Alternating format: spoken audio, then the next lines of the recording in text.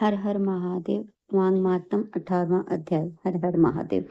कांचन मालिनी ने कहा, हे राक्षस, मैंने तुम्हारे पूछने पर यह इतिहास तुझे सुना दिया है। अब मेरी शंका मिटाने को तुम भी अपना पूर्व इतिहास सुनाओ। किस पापी कर्म के प्रभाव से तुमको यह भयंकर योनि प्राप्त हुई है। तब राक्षस ने कहा, हे सुग्रीव, तेरा वृत्तांत बड़ा ही सुंदर और पापों को नष्ट करने वाला है। उसे सुनकर मेरे मन को बड़ी शांति प्राप्त हुई है।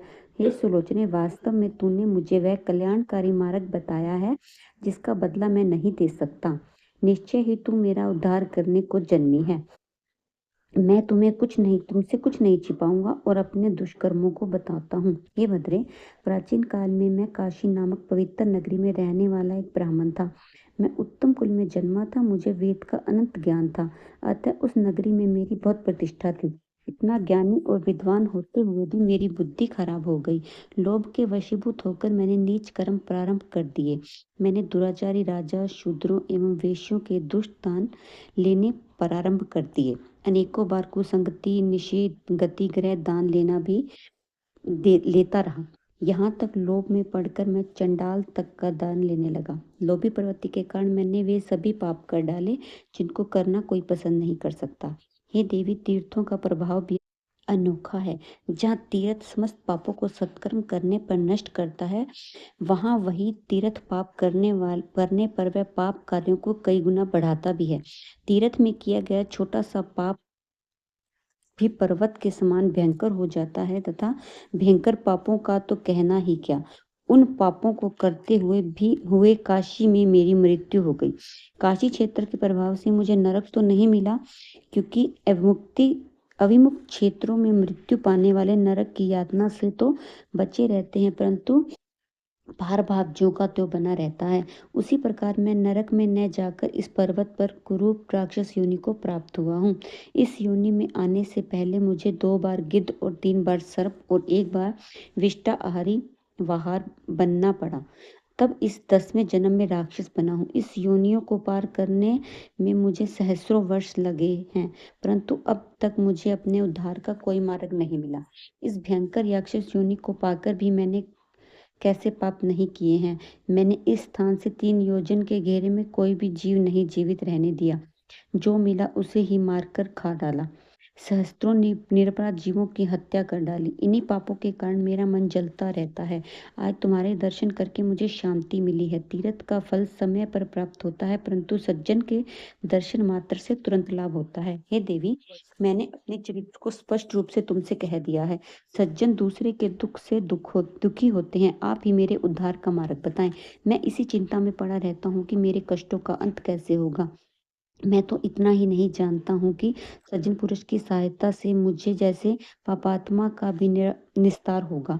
आप ही मेरे उद्धार का मार्ग बताएं, ताकि इस योनि से छुटकारा मिले। दत्तात्रेय जी ने कहा, हे राजन, उस राक्षस के उन वचनों को श्रवण कर कंचन मालिनी का हृदय दया से भर गया। उसने विचार करने के बाद उससे कहा, हे दैत्यराज, तुम चिंता मत करो, मैं तुम्हारी मुक्ति का उपाय करूंगी। मैंने अनेक वर्षों तक विधि पूर्वक मांग स्नान किए हैं। प्रयागराज पर मेरी अगाध श्रद्धा है। त्रिवेणी स्नान मुझे अपने प्राणों से भी अधिक प्रिय है। श्रद्धा पूर्वक मैंने त्रिवेणी के जल में स्नान करके धर्म के मर्म को समझा भी है। विद्वान धर्म को गुप्त रखने को कहते हैं और वेदन दुखी जनों को दान देने की प्रशंसा करते हैं। हे भद्र, जिस प्रकार समुद्र में होने वाली वर्षा का कोई महत्व नहीं होता, उसी प्रकार धर्म संचित करने का भी महत्व नहीं है। यदि मेरे धर्म से तेरा उद्धार हो सकता है तो मैं उसे सहर्ष देने को तैयार हूँ। इतना कहकर उस अप्सरा ने अपने गीले वस्त्र निचोड़कर अपने हाथों में जल लेकर अपने मांग स्नान का पुण्य उस बुरे राक्षस को दे दिया। हे राजन, मांग स्नान चमत्कारी प्रभाव को सुनो। कांचन मानिनी के पुण्य के प्राप्त होते ही उस राक्षस ने देह त्याग दी। प्रसन्न मुक्त जब वह विमान पर चढ़ा तो समस्त दिशाएं ज्योतिमान हो उठी। उस समय पर वह आकाश में दूसरे सूर्य के समान प्रतीत हो रहा था। तब उसने कंचन मालिनी की प्रशंसा करते हुए कहा, हे भद्र, मेरे पापों का कोई प्रायश्चित था या नहीं, यह तो प्रभु ही समझ सकता है, परंतु आपने पुण्य प्रदान करके मेरी गति करवा दी है। अतः आप कृपा करके मुझे नीति युक्त उपदेश प्रदान करें, ताकि मैं भविष्य में भी पापों से मुक्त रहूं। उसके इन वचनों को सुनकर कांचन मालिनी ने कहा, संसार में धर्म श्रेष्ठ है, अहिंसा श्रेष्ठ धर्म है। साधु संतों की सेवा, सज्जन समागम, कामदेव का हनन पर निंदा का त्याग, सत्य भाषण और भगवान विष्णु और शंकर की आराधना प्राणी का कल्याण करने वाला है। माया ममता का त्याग कर संसार को नाशवान समझकर जीवन यापन करने वाले प्राणी योग में प्रीति लगाते हैं, उनसे ही उसका कल्याण होता है। जो भी इन बातों का पालन करता है उसका ही जीवन सफल होता है। हे राक्षस, प्रभु प्रताप से तुमको दिव्य देह प्राप्त हुई है और तुम स्वर्ग को जा रहे हो। प्रभु तुमको सद्बुद्धि प्रदान करे। इस उपदेश को ग्रहण कर दिव्य शरीर धारण करने वाला वह राक्षस स्वर्ग को जाते हुए बोला, हे कल्याणी, तुम्हारा सदैव कल्याण हो। प्रभु तुम पर प्रसन्न रहे। सूर्य और चंद्र का आकाश में जब तक तेज है तब तक तेरी कीर्ति अमर रहे। देवी पार्वती के चरणों में तेरी प्रीति अखंड रहे और भगवान शिव के परम पवित्र शिवलोक में तेरा स्थान बना रहे। हे माता, तेरी बुद्धि निर्मल रहे। धर्म तप कार दया तेरे आभूषणों और दीन दुखी जन तेरी सहायता का लाभ उठाते रहे। इस तरह के वचन कहकर कांचन मालिनी को प्रणाम कर कर वह राक्षस स्वर्ग को चला गया।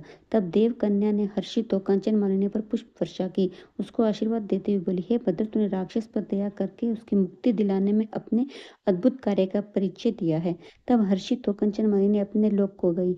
जो भी प्राणी इस श्रेष्ठ संवाद को सुनता अथवा पढ़ता है वह राक्षस के भय से मुक्त रहता है। हर हर महादेव। 18वां अध्याय संपूर्ण हुआ। हर हर महादेव। वीडियो अच्छी लगी हो तो लाइक करें, चैनल को सब्सक्राइब करें।